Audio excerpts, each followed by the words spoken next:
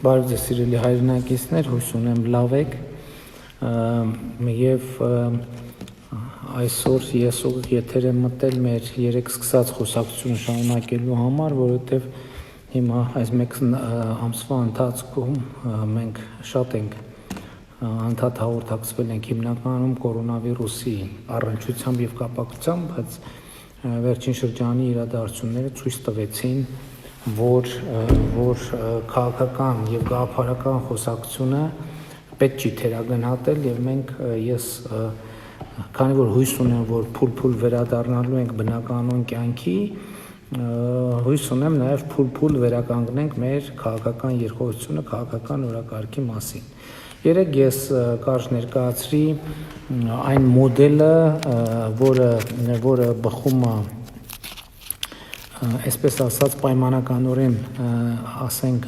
մաֆիոզ մտածողության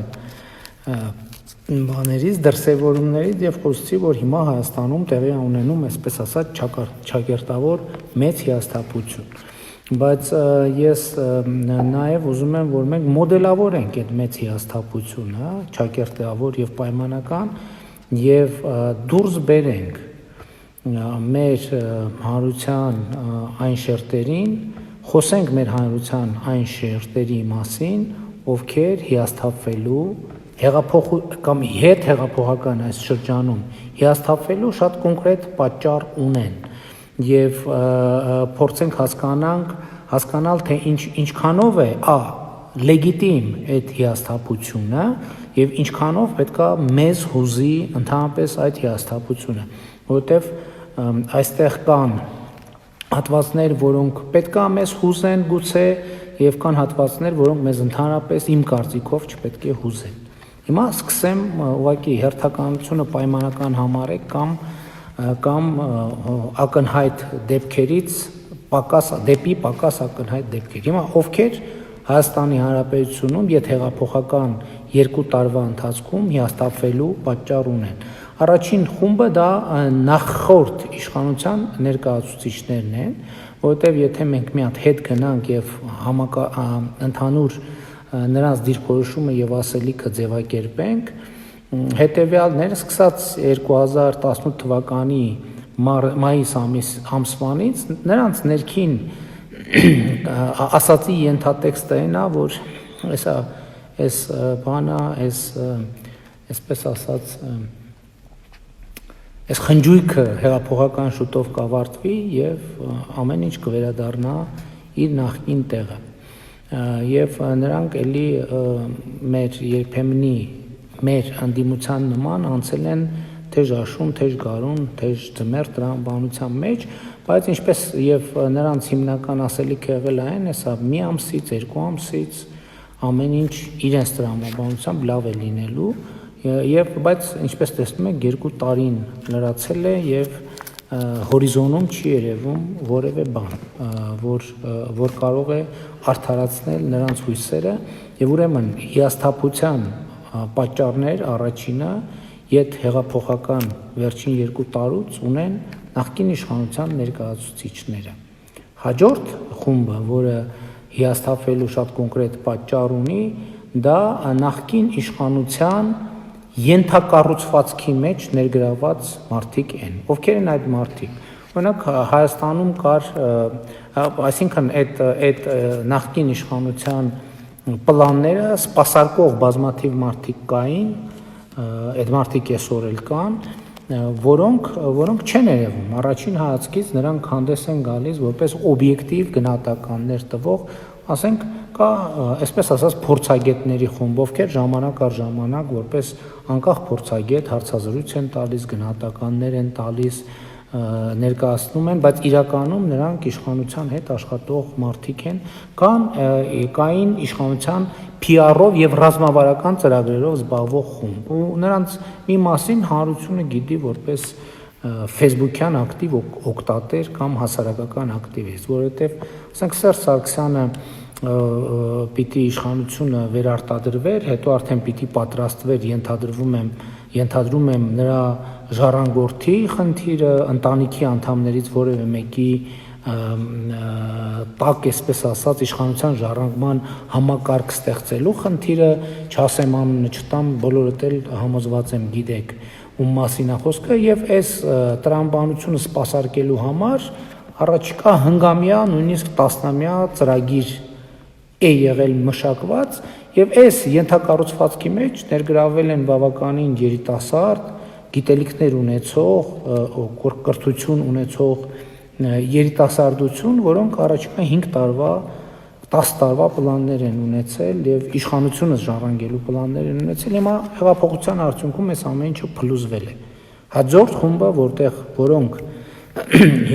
հիասթափվելու լեգիտիմ պատճառներ ունեն, ահա այս խումբն է։ Փաստորեն ենթադրենք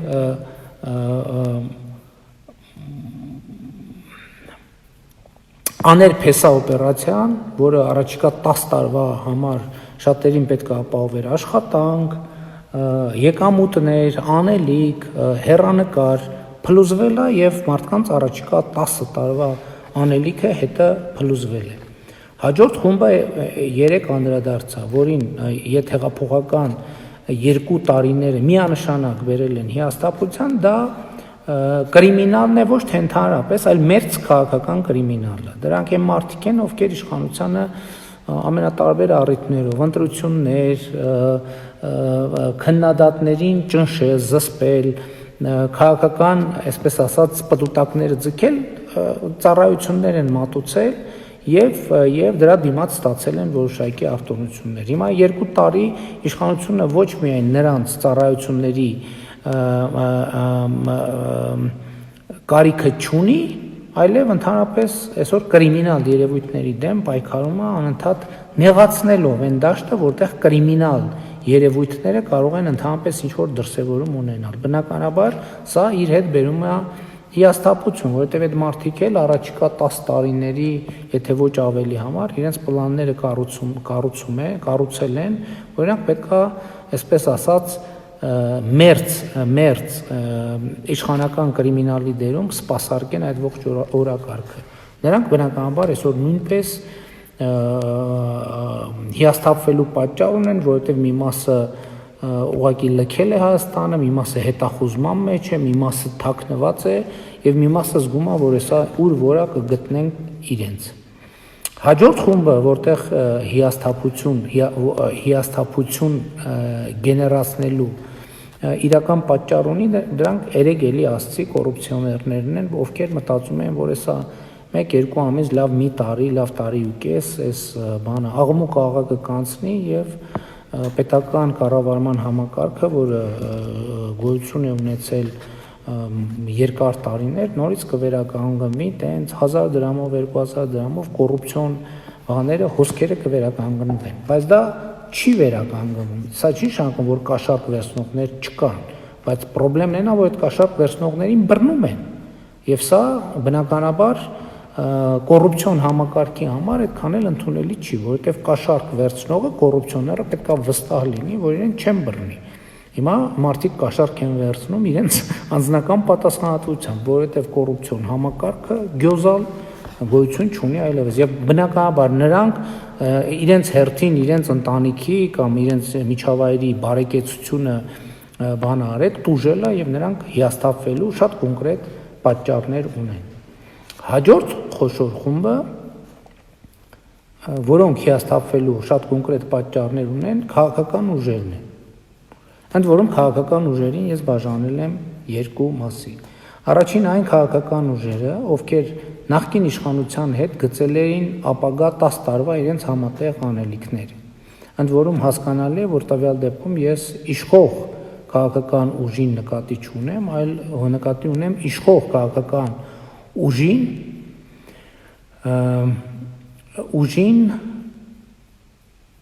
սպասարկող։ Ընդ որում ոմանք պիտի սպասարկեին կառուցողական ընդդիմության դերում, ոմանք ոչ այդքան կառուցողական ընդդիմության դերում, բայց դա ընդհանուր մի պլան էր, որ ամեն մեկը իր դերակատարումը պիտի ունենար։ Հիմա այս քաղաքական սեգմենտի համար նույնպես առաջիկա 10 տարվա պլանները փլուզվել են հեղափոխության արդյունքում եւ այն բանի պատճառով, որ հեղափոխությունից հետո էլ հեղափոխությունից 2 տարի անց դեռևս ամեն ինչ գնում է այն իմաստով, որ կառուցված պլանները ոչ միայն փլուզվել են, այլև դրանք ընդհանրապես անիմաստ եւ անհեթեթ են դարձել։ Բայց կա քաղաքական ուժերի ինձ համար հարգելի ընդդիմադիր քաղաքական ուժերի մի հատված, որը նույնպես հիասթափվելու շատ կոնկրետ պատճառ ունի։ Ինչն է այդ պատճառը։ Այդ պատճառը հետեւյալն է, այդ քաղաքական ուժերը երկար տարիներ հետեւականորեն զարգացրել են մի ասելիք, բայց հեղափոխության արդյունքում պարզվել է, որ այդ ասելիքը իրականում, այսինքն իրականության մեջ այդ ասելիքը չի արդարացել։ Իրականության մեջ, եթե շատ կոպիտ ձևակերպեմ կամ կոպիտ չձևակերպեմ որևէ մեկին բան չանելու համար, ես որովհետև ընդ որում ինչ որ ասում եմ, ես խնդրում եմ չընկալել ոչ որպես քննադատություն, ոչ որպես ես ուղղակի սա զրույց է, որպեսզի մենք բոլորս լավ հասկանանք ինչա կատարվում Հայաստանի Հանրապետությունում, որպեսզի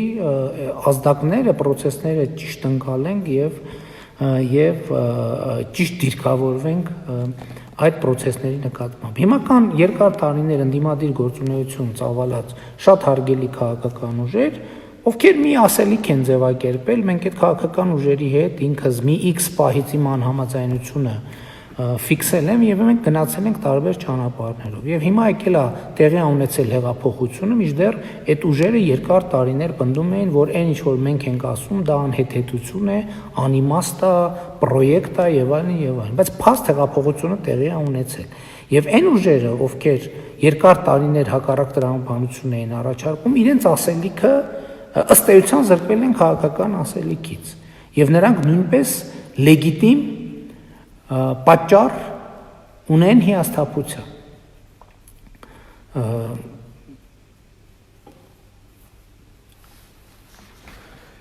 Այսքանը մեկնաբանում ես պայդրությամբ։ Հաջորդ խումբը, որը հիասթափվելու շատ կոնկրետ պատճառ ունի, դրանք արևմտամետներն են, ովքեր ըստ ամենայնի կամ հավատացել են, կամ հույս են ունեցել,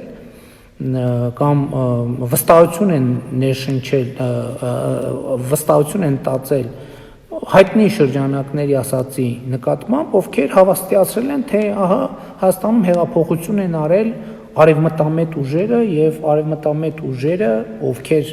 Հայաստանում ենթադրում են, որ կան եւ հայտնի է, որ կան, նրանք մտածել են, որ ինչ լավ է, հեսա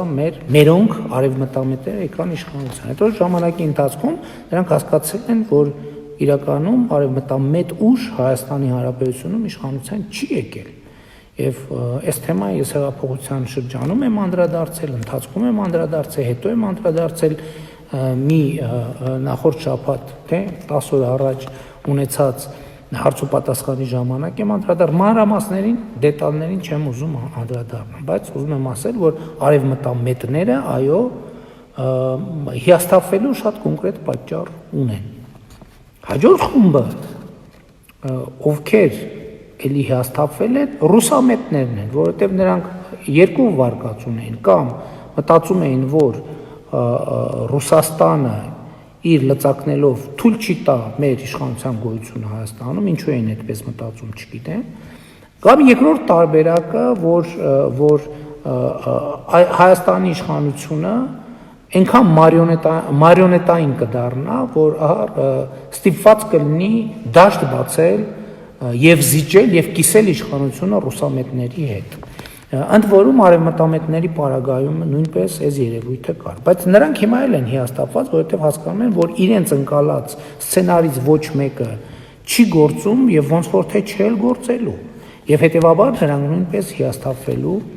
շատ պատճառներ ունեն։ Հաջորդ խումբը, որը հիասթափվելու պատճառ ունի, դա օլիգարխիան է կամ նախկին օլիգարխիան, որը զրկվել է շատ կոնկրետ արտոնություններից։ Օրինակ, ինչ արտոնությունից է զրկվել, ես չեմ ուզում շատ խորանամ քաղաքական բովանդակության մեջ։ Օրինակ, հիմա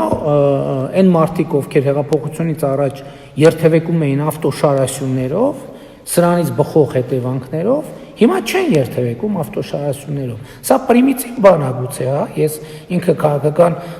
լուրջ բովանդակություն չունի, բայց սիմվոլիկ նշանակություն ունի։ Եվ նրանց համար, նրանք էլ սկզբից մտածում են, դե սա հեղափոխության աղմուկ աղաղակ է, Էսա իշխանությունը կսկսի իրենց դիմել տարբեր հարցերով, թե բայց իշխանությունը չի դիմում այսօր։ Իշխանությունը այսօր մեր մեծահարուստ հայրենակիցներին ոչ մի հարցով չի դիմում։ Միայն մի հարցով է դիմում, ասում է գործունեություն ծավալեք օրինական, վճարեք օրինական հարկերը։ Եվ հետևաբար, երբ որ չի դիմում, կոմպրոմիսների, առևտուրների որևէ անհրաժեշտություն չունի։ Սրա արդյունքում այն արտոնությունները, որից զրկվել են, շարունակում են չգործել։ Եվ նախկին օլիգարխիան, էլի անդրադարձել եմ ինչու եմ ներկա նախկին այս բառերը օգտագործում, էլի հիասթափվելու պատճառ ունի։ Լրատվամիջոցները, ովքեր ըստ էության զրկվել են հուսալի ֆինանսավորման աղբյուրներից, որովհետև իմ նախորդ եթերում արդեն ասել եմ, որ լրատվական դաշտի մի մեծ մասը, եւ այդտեղ ոչ մի գաղտնիք չկա, վերահսկվել է իշխանության կողմից եւ փող է ստացել իշխանությունից, հիմա չի վերահսկվում, փող էլ չի ստանում։ Ընդ որում ես ուզում եմ նկատել, որ երեկվա իմ ասածից հետո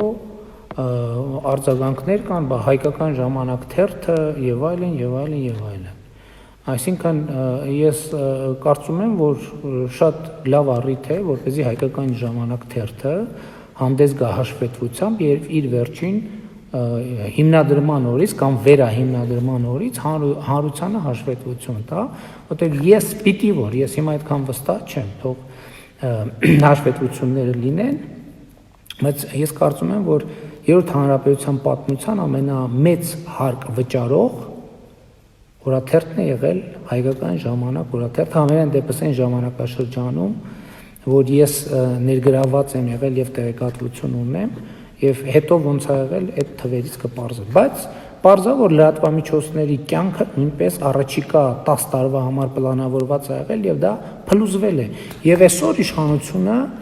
չի վերահսկում լրատվամիջոցներին եւ չի էլ վճարում լրատվամիջոցներին, չնայած իմ վարչապետ դառնալու առաջին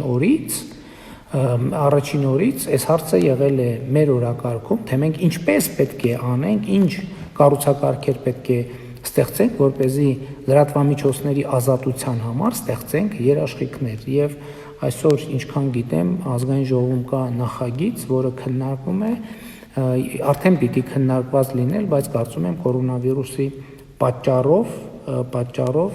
մի քիչ հետաձգվել է, բայց կարծում եմ այստեղ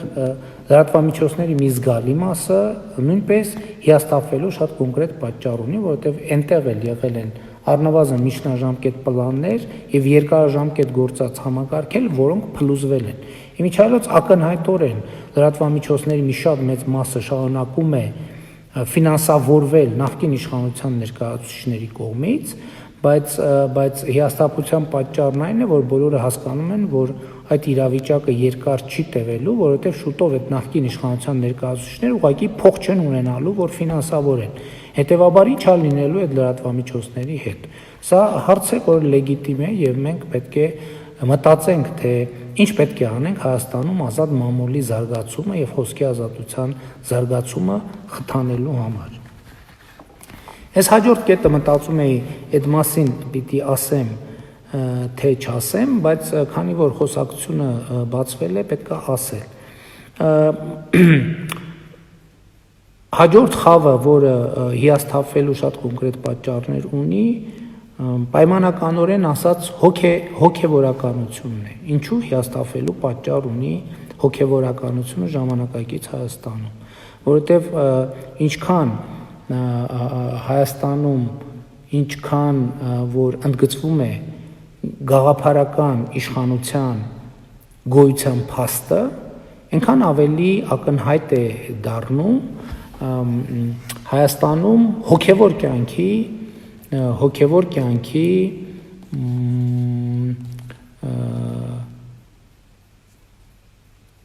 սակավություն, այսպես ասենք։ Այսինքն ինչքան Հայաստանում կա իշխանություն, որը արժեքներ է փորձում սերմանել Հայաստանի Հանրապետությունում, այդքան ակնհայտ է դառնում, որ հոգևոր կյանքը արժեքների սերմանման եւ գաղափարների սերմանման արդյունքով ունի մեծ բացեր եւ մեծ խնդիրներ։ Եվ հետեւաբար սա հոգեվորականության համար առաջացնում է լրջագույն հիասթափություն կամ լրջագույն դիսկոմֆորտներ, որովհետեւ մենք շատ դեպքերում տեսնում ենք ավելի շատ հոգեվորականության գործունեության մեջ ավելի շատ քաղաքականություն, երբեմն քաղաքական ինտրիգներ, քան բուն էության մեջ եկեք sense ուղիղ ասեմ աստվածաշնչից եւ նրա գաղափարախոսությունից բխող գործունեություն։ Ես օրինակ որպես մարդ, որ շատ կարևոր է համարում քրիստոնեական տեսությունը, ես ինձ հարց եմ տալիս այսօրվա մեր հոգևոր կյանքը արդյոք մեզ մոտեցնում է աստվածաշնչյան տեքստին եւ գաղափարախոսությանը, նոր կտակարանին եւ նրա գաղափարախոսությանը, եւ ես վստահ չեմ, որ այդ հարցին կարող եմ դրական պատասխան տալ։ Հիասթափության հաջորդ աղբյուր կարող են լինել եւ այն սփյուռքի մեր շատ սիրելի որոշ կառույցներ։ Ինչու համար, որովհետեւ բավականին երկար ժամանակ սփյուռքի մի շարք կառույցներ իրենք եղել են միջնորդ Հայաստանի կառավարության եւ սփյուռքի միջև խոսակցության։ Այսօր այդ երևույթը տրանսֆորմացվում է, փոխվում է, որովհետև այսօր կառավարությունը հիմա խոսում եմ ձեզ հետ եւ այստեղ չկա բաժանում։ Ես սփյուռքի հետ եմ խոսում, թե Հայաստանի։ Որովհետև հիմա այս ժամին, ասենք, Հայաստանն է ներգրավված, այսա գիշերը ներգրավված կլինի այս խոսակցությանը սփյուռքը։ Բայց ընդհանուր առմամբ կա կառուցվածքային մի խնդրեմ, որ մենք ինչքան շուտ արձանագրենք այդ խնդրեմը, ավելի ճշգրիտ կլինենք սփյուռքի մեր քաղաքականության մեջ։ Օրինակ 30 տարի առաջ, 30 կամ 40 տարի առաջ սփյուռքի 90%-ը կապված էր այս կամ այն սփյուռքյան կազմակերպության հետ։ Այսինքն ինստիտուցիոնալ կառուցված գոյություն ուներ, եւ սփյուռքի մեր հայության 90%-ը այս կամ այն ձևով տեղավորված էր այդ կառուցվածքի մեջ։ Վերջին 40 տարում այս ինչ որտեղ դժբախտաբար այս տրամաբանությունը փոխվել է։ Եվ հիմա հակառակն է, սփյուռքի 10%-ն է այդ սփյուռքյան կազմակերպությունների կառուցվածքային տրամաբանության մեջ, այն 90%-ը դուրս է մնացել այդ կառուցվածքային տրամաբանությունից։ Եվ ինչքան շուտ մենք սա արձանագրենք, այնքան ավելի արդյունավետ կդարձնենք մեր հարաբերությունները սփյուռքի հետ։ Եվ ես հասկանում եմ, որ այսօրվա իրավիճակը ավելի է բարդացնում խնդիրը, որովհետև հեղափոխությունից ի վեր մենք սփյուռքի հետ խոսում ենք ուղիղ, այսինքն սփյուռքի մարդկանց հետ, կոնկրետ անհատի քաղաքացու հետ խոսում ենք ուղիղ։ Եվ սա լավ է, սա իր հերթին բերում է նաև խնդիրներ։ Ես չեմ ժխտում այդ խնդիրները։ Ես ասում եմ, ես ընդունում եմ, որ այդտեղ կա խնդիր, բայց ինչքան շուտ մենք այս խնդրեմը արձանագրենք եւ ինչքան շուտ այս խնդրեմը մենք արձանագրենք եւ իրար հետ մտածենք, թե ինչպես լուծենք դա, այնքան բոլորիս համար ավելի լավ։ Հաջորդ հիասթափության աղբյուրը ես պայմանականորեն եկեք, անվանեմ, սենց ընդհանուր ձևակերպում եմ տվել, նյութական ակնկալիքով հեղափոխությանը միացած մարդիկ, որովհետև նրանք հույս ունեին, որ հեղափոխությունից հետո հին ազդեցության գոտիներից վերաձևակերպում տեղի կունենա եւ իրենք կստանան շատ կոնկրետ բաժիններ։ Հիմա ես ասենք նույնիսկ կոնկրետ մարդկանց օրինակներ կան, որ սենց տնով տեղով եկել են X պահի ներգրավել են քայլարշավի մեջ, պրոցեսի մեջ, ամբողջությամբ ներգրավել են, հետո տեղի ունեցել հեղափոխությունը, հետո նրանք տարբեր առաջարկներ են, ուզեցել են աշխատեն X պաշտոնում, Y պաշտոնում, ընդգրկվել իմ քայլը բանի համամասնական ցուցակի մեջ։ Օբյեկտիվ ինչ-ինչ պատճառներով մերժում են ստացել եւ դրանից մի շաբաթ անց արդեն հայտնվել են նախորդ իշխանության տանիքի ներքո արդարության պայքարին։ Ես սա չեմ ասում, էլի ասում եմ քննադատելու համար չեմ ասում։ Սա ասում եմ որպես պոտենցիալ հիասթափության աղբյուր, որտեվ կա չէ, այդ հիասթափության բանաձևը կա, բա մենք քայլել ենք։ Բա ոնց այդ քայլածը ինչ որ կոնկրետ, բա ինչ որ մի հատ բանով սենց նյութական չենք կարողանում փոխապկերպենք, բա դրա փոխարժեքը ինչ էր ի վերջո։ Ես այս հարցին բազմից անդրադարձել եմ եւ կարծում եմ, որ էլի այսօրվա թեման այս նյուանսների մեջ մտնելը չի, այլ մոդելավորելը, այսպես ասած, մեծ հիասթափության գործընթացը։ Հաջորդ էլի կներեք, որ այսքան մանրամասնությամբ բան եմ անում, խորանում եմ, բայց պայմանականորեն հիասթափության հաջորդ սեգմենտը համարում եմ ենթավերնագիր եմ այդպես դրել ընկերներ եւ բարեկամներ, որոնք էլի նույն տրամաբանությամբ, ասենք, ենթադրենք, իրենց ընկերը երեք նախորդ օրը բաներ ընդամենը պատգամավոր էր, դրանից առաջ լրագրող էր, դրանից առաջ բանտարկյալ էր, այսօր վարչապետ է, իշխանություն է, բայց իրանց կյանքում ոնց որ տենց շատ ինչ որ սենց շոշափելի ոչ մի բան չի փոխվել։ Իհարկե մի տեսակետից սա լավ է թե վատ է, օրինակ իմ տեսակետից լավ է, որովհետև այն իշխանությունը առաջին հերթին, արդյունավետ այն իշխանությունը, որը առաջին հերթին կարողանում է սահմանափակել իր ընկերներին, բարեկամներին եւ մերձավորներին։ Եվ ես կարծում եմ, որ այս առումով նույնպես մենք գործել ենք արդյունավետ բավականին, բայց սա իր հերթին բնականաբար բերել է որոշակի լարվածություններ, որոշակի հիասթափություններ, նաև հաշվի առնելով կողքի ճնշումները, չէ՞ որ հիմա ասում են, դե այն ընկերդ չէ, ինչ արի քեզ համար, այս 2 տարվա մեջ քեզ համար մի բան արած կա, քո բանին, բայց ես հենց այդ մեր գաղափարախոսի հետ լավ է, իմ տեսակետից լավ է, որ չի արել այդ ընկերը զուտ որպես ընկեր, որովհետև եթե մենք պիտի անենք այն ինչ որ մեր ընկերների եւ բարեկամների համար հարց, բա այն մնացածը, որ մեր ընկերները եւ բարեկամները չեն, իրանց համար ով եւ ինչպես պետք է անի։ Մոտավորապես էս էր իմ քարտեզը, այսպես ասած, մեծ հիասթափության, եւ ես ուզում եմ ասել, որ ես շատ ուշադիր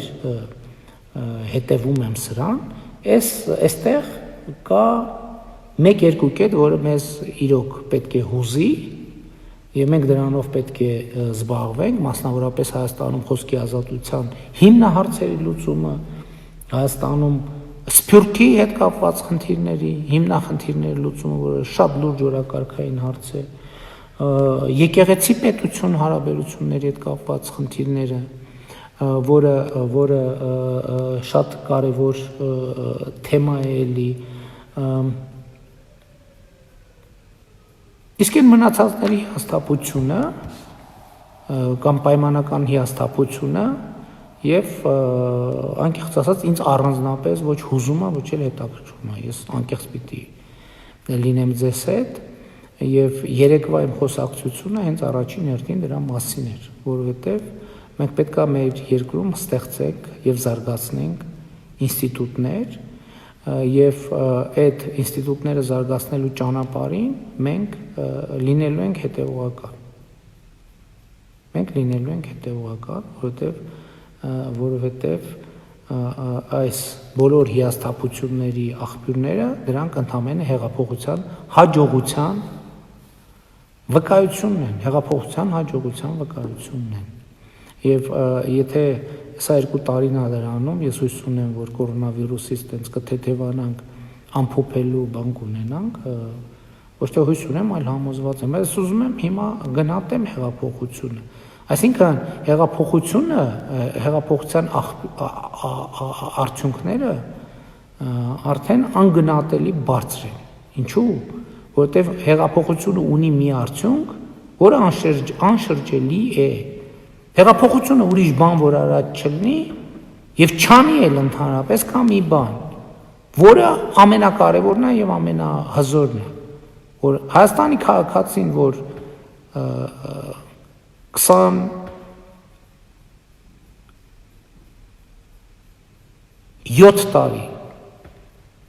այն տրամաբանության մեջ էր, որ ինքը ոչ մի բան չի որոշում, այսօր Հայաստանի Հանրապետության քաղաքացին գիտի, որ ինքը որոշում է ամեն ինչ։ Ինքը դա գիտի, ինքը 27 տարի կամ 20 տարի չէր հավատում դրան, եւ մենք իրար հետ ապացուցեցինք, ցույց տվեցինք, որ ինքը որոշում է ամեն ինչ, եւ ես սա համարում եմ հեղափոխության ամենամեծ եւ ամենակարևոր արդյունքը։ Այն մնացած արդյունքների մասին ես խոսել եմ իմ 100 փաստերի մեջ եւ կխոսեմ նորանոր 100 փաստերի մեջ։ Եվ այս պահին ես ուզում եի ասել, որ այն աղմուկ աղաղակը, որոնց մասին որը տեղի ունենում, տեղի ունենում է այս շրջանակներում, եւ դա հեղափոխության հաջողության ապացույցն է այդ աղմուկ աղաղակը, որտեղ այո, կոռուպցիոներները պետք է հիասթափվեն, կրիմինալը պետք է հիասթափվի, այո, արևմտամետները պետք է հիասթափվեն, ռուսամետներն էլ պետք է հիասթափվեն, օլիգարխիան էլ պետք է հիասթափվի, այն քաղաքական ուժերը, ովքեր ըստ էության մարդկանց առաջնորդել են սխալ ճանապարհով, նրանք էլ պետք է հիասթափվեն։ Այն լրատվամիջոցները, ովքեր ում համար ընդունելի չի ազատ լրատվամիջոցի կոնցեպտը, նրանք էլ պետք է հիասթափվեն։ Այն մարդիկ, ովքեր նյութական ակնկալիքներ են ունեցել հեղափոխությունից, նրանք էլ պետք է հիասթափվեն։ Այն ընկերները եւ բարեկամները, ովքեր մտածել են, որ ընկերությունը եւ բարեկամությունը պետք է վերածվի կոնկրետ նյութական արժեքների, նրանք նույնպես պետք է հիասթափվեն։ Եվ այսպես կրիմինալը դե նախկին ռեժիմի ներկայացուցիչներին արդեն որևէ բան չի բրկի հիասթափությունից, ինչպես նաեւ մյուսներից։ Իսկ որոշ կետեր մենք պետք է աշխատենք, որպեսզի այդ հիասթափությունն էլ օբյեկտիվ է, այն կետերում, որը պետք է մեզ հուզի։ Այդտեղ էլ է օբյեկտիվ, եւ ես գոհ եմ այդ հիասթափությունից, բայց այդտեղ մենք ունենք աշխատելու բան, լրատվամիջոցների հետ աշխատելու բան, ապագան կառուցելու։ Ոնց ենք մենք տեսնում լավ, այս աղմուկ աղաղակից դուրս, ոնց ենք տեսնում հին համակարգը փլուզվել է, չի լինելու հին համակարգը։ Եվ հետեւաբար խոսակցություն պետք է լինի նոր համակարգ ձևավորելու վրա։ Եկեղեցի պետություն հին համակարգը չի լինելու, եւ հետեւաբար մենք պետք է քննարկենք նոր համակարգ կառուցելու վրա մասին։ Սփյուռքի հետ հարաբերությունների հին համակարգը չի գործելու, եւ մենք պետք է մտածենք ոնց ենք նոր համակարգ կառուցում, որպեսզի մեր ազգային ներուժը մաքսիմալ ուժեղացնենք։ Էս էի ասում, որպես իլրումն մեր երեկվա խոսակցության։ Այնպես որ ուզում եմ ասել, որ ամեն ինչ լավ է, ամեն ինչ նորմալ է, ամեն ինչ կարգին է, եւ մենք գնում ենք քայլ-քայլ հետեւողականորեն հեղափոխության գաղափարներ իրագործելու եւ այդ ճանապարհին կոնկրետ ինձ ոչ մի ուժ չի կանգնեցնի, միակ ուժը, որ ինձ կարող է կանգնեցնել Հայաստանի Հանրապետության ժողովուրդն է, որտեղ եթե ժողովրդի թույլտվությունը չկա այս process-ը շարունակել, անիմաստ է ընդհանրապես ամեն ինչ։ Լավ եղեք ժողովուրդ ջան, սիրում եմ բոլորիդ, հպարտանում եմ բոլորովդ, խոնարհվում եմ բոլորիդ առաջ, դուխով ամենակարևորը։